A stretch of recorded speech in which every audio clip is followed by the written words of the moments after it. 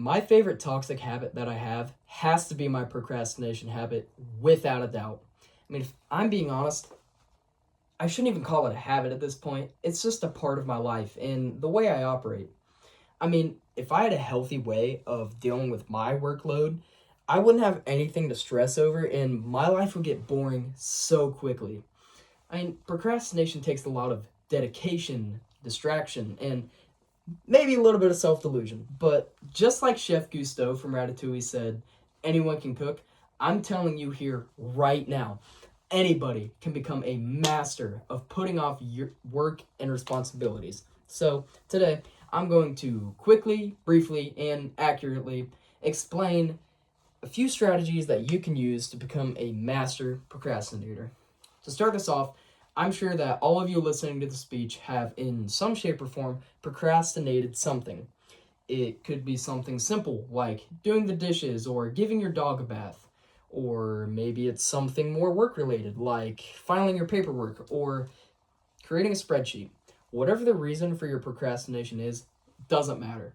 The most important part is to make sure that the time you spend putting off your work is spent well. Spend your time doing something that makes you happy, but also spend a good chunk of that time looking around your room and thinking to yourself, I should probably get started on this. But if you're constantly distracting yourself with something more fun and enjoyable than whatever you're putting off, you have clearly taken the first step into becoming a master procrastinator.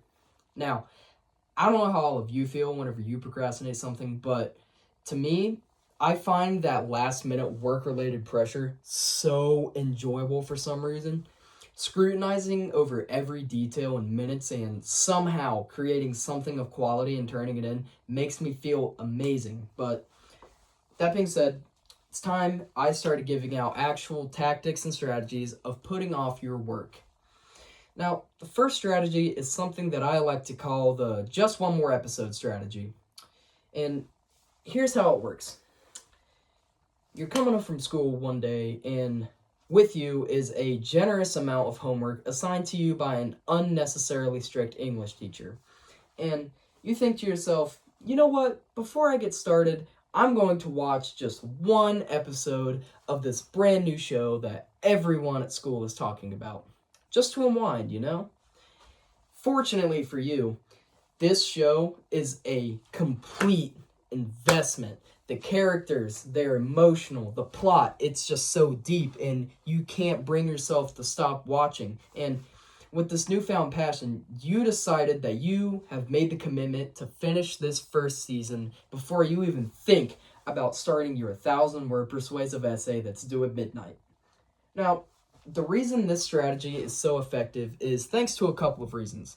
The first being the distraction factor. Like I said, this new show is a complete investment. It grabs your attention with ease. The characters are full of emotion, and the plot is just so deep, you can't stop watching. But the second reason is it's how easy it is to convince yourself that you will only watch one more episode. Only one more episode, just 25 more minutes until you start your noble task of completing your 1,000-word essay. But why would you write a 1,000-word essay when you can watch a 40,000-word plot arc instead? You're already halfway through, so, I mean, you might as well finish it, right? My final strategy is an adaptable way to look busy to everyone around you, but still feel satisfied with your work without actually accomplishing anything.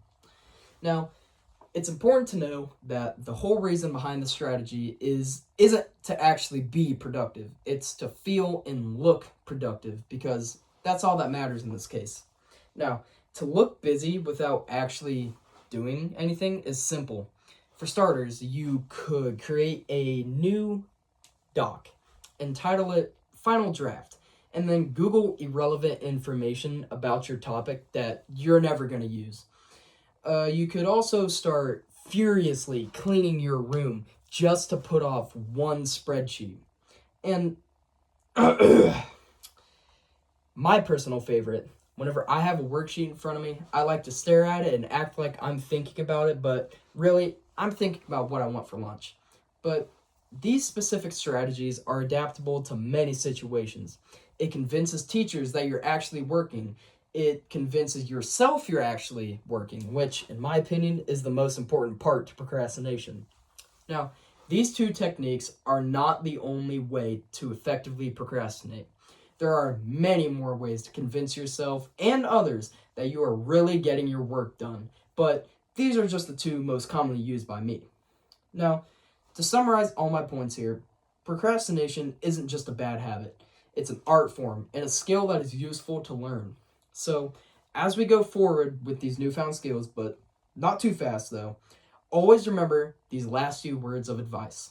Why stress yourself with productivity when you can save that stress to work last minute? Or why climb a mountain of achievement when you can create a blanket fort of denial instead?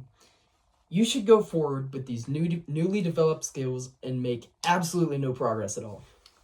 Thank you all for your time.